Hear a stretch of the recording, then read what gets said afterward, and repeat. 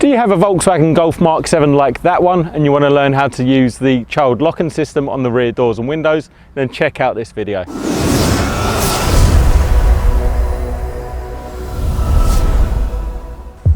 Hi there guys, welcome to another Ross Perry Productions video and welcome to another video on the lovely 2015 Golf GTI Mark 7.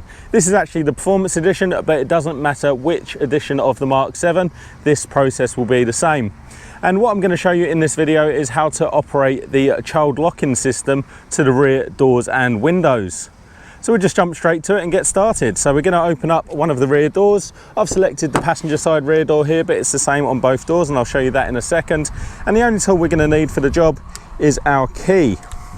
So just to show you the locking mechanism, it's down here. You can see the slot where the latch actually goes. Then above that there is this hole here, and above that there is a very faint stick child diagram.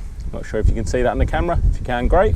So just to show you, there's a little bit of resistance in the handle now, and you can actually hear it operating the lock. So what we're going to do is we're going to get our key in, and we're going to turn it about quarter turn to the right clockwise, and now actually go and feel the handle. You'll notice all that resistance has gone and it stopped making a noise down at the lock there. Obviously our door handle on the outside of the car still works as normal, it just inhibits the interior door handle from working. To restore it back to normal, just put your key back in, quarter turn back to the left or anti-clockwise, and now that's just restored and it now works as normal. For the windows it's slightly different, and we're going to go over the driver's side for this. Now open up our driver's door fully. We are going to need to put our ignition on and turn it one click onto accessory.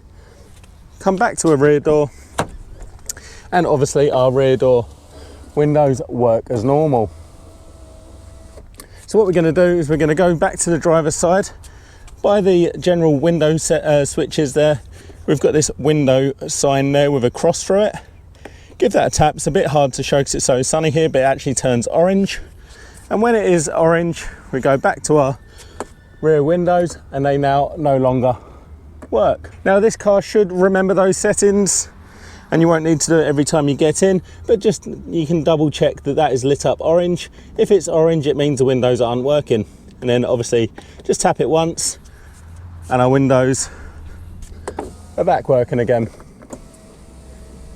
There you go, nice quick simple video for you today, but I was hoping that would be helpful. If it was, please go ahead, give me the thumbs up, leave me a comment down below, check out some of my other videos and subscribe to my channel.